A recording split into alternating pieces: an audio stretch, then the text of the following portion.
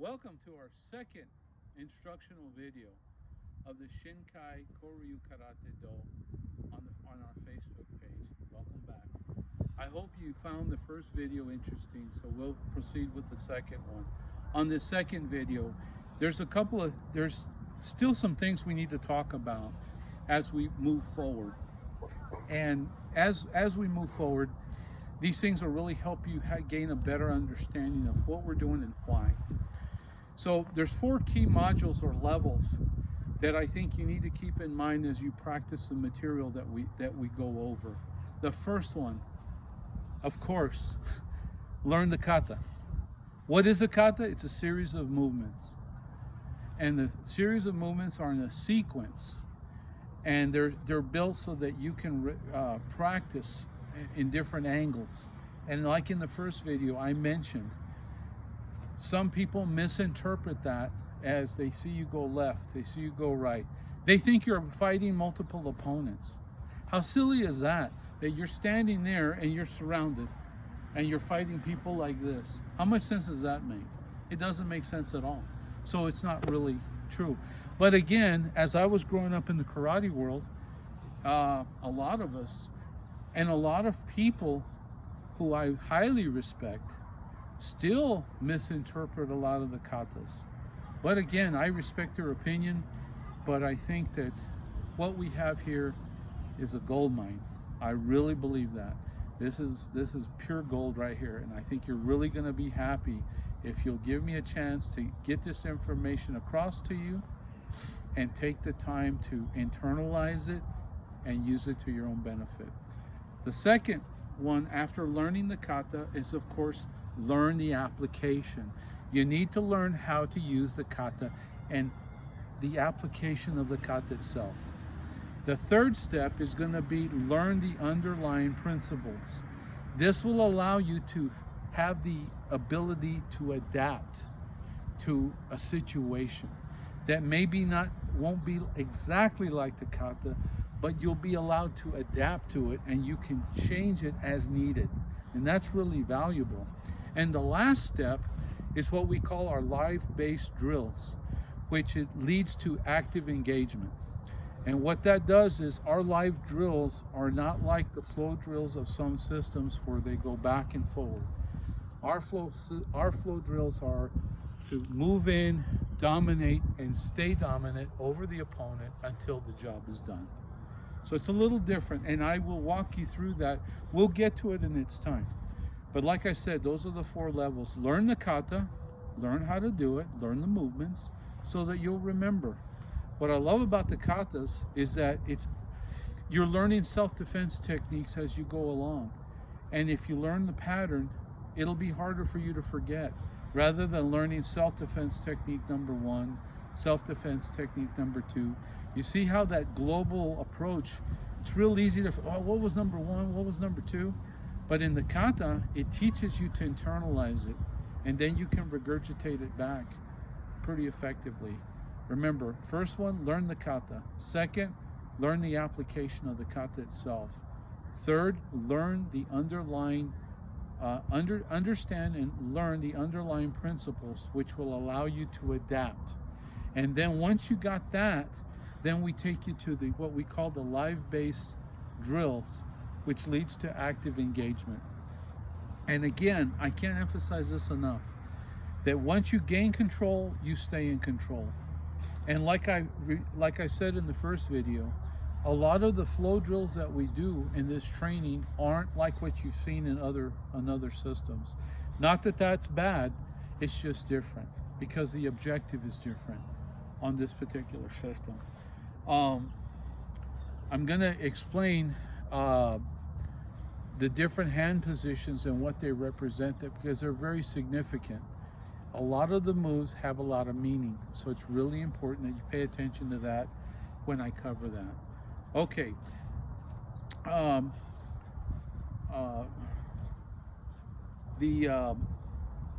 What I'd like to do is mention that the other thing I want you to think about is what we call the tense and relaxed ratio. When applying the movements, there's a time you start relaxed, then you tense when you do a movement, and then you relax again. That's really important because you're gaining control over your body and you're learning to work your body naturally and maximize your power output while reserving your energy. And that's really, really important. The katas themselves, this is really important. I hear a lot of times where people say, how many advanced katas do you know? Well, it doesn't really matter. The truth of the matter is that the basic katas, like these katas we're going to go over, is a complete fighting system within themselves. As a matter of fact, you can learn one kata, learn it in its entirety, and you have within that a fighting system to its own. That's pretty damn incredible. So, like I said, you can learn one kata, learn it really well, and believe it or not, you'll have enough to be able to defend yourself. Now, you won't be a complete fight or anything, but like I said, this is to address a street attack. You'll be more than capable of defending yourself against somebody trying to grab you, choke you, doing something to you, attacking you, throwing a punch. You'll be able to defend yourself. And that's a pretty tall statement. But once you see the material and you realize what we're doing, you're going to be, I'm sure you're going to be very pleasantly surprised. And again, there's a lot of martial artists out there that I highly respect and I've trained with over the years, and their opinion of kata is different, and I respect that. And like I said, that's what they feel like. But again, in this system is really, really unique. And when you think of kata, I want you to think of like learning the alphabet. When you learn the alphabet, you learn the letters. Then later, you learn the sentences, right? And then you put the words together. The alphabet, the words, the sentences equals communication. Kata is the same way. You build and build and build. One question that you may get is that the kata teaches you to go this way or that way, and then people try to follow the sequence, like they try to fight without an application. Well, the sequence will present itself when the opportunity presents itself. So whatever opportunity the opponent gives you will certainly allow you to apply the techniques that are in the form. So be patient with that, and as I take you through this, you'll see what I mean. Last but not least, people may ask you, what's the best style of karate? And I'll use the term karate because it's pretty common. There's some other words I could use, but I think for the most part, most people understand that. And what I do is I basically say the best karate style is, well, let me let you answer the question. Studying karate is like venturing up a mountain. Picture a mountain and you're at the bottom. And when you start your journey, you're at the bottom looking up, and it looks like a lot, and it's very intimidating.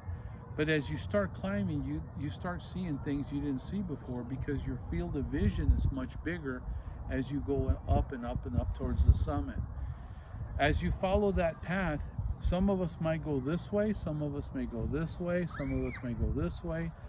But ultimately, when we get to the summit of the mountain, we realize with all the influences that we've had, of all the people who've had anything to do with your training, as you reach the summit, you realize that a lot of the karate styles have more in common than you thought.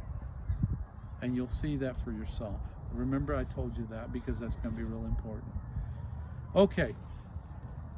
And last but not least, again, one more thing, is the concept of Shin Koryu Karate Do. Koryu means old school, old ways, and Karate Do. The word Do is referred to as growth and understanding. So some people say that it's a karate system that, like Karate Do, it's more spiritual. Well, it can have spiritual connotations and overlap, but in actuality, in this system and in the training, we'd like to look at growth and understanding, and of course, if that leads to spiritual development, then that's an added benefit. Okay, with that, I'll leave you with this thought. I thank you for listening to me and giving me your time. I would ask you to leave a comment. Likes are greatly appreciated. And like I said in the last video, I'm doing this because I feel it's necessary to get this out. And I've said this before, I'm going to do this until I ride off into the sunset. But until then, I'm going to put this information out there. But the key thing here is I need your input, because your input motivates me to do things like this and bring things to you. So hopefully I'll hear from you. I'm looking forward to hearing from you. So thank you very much, and good luck on your journey.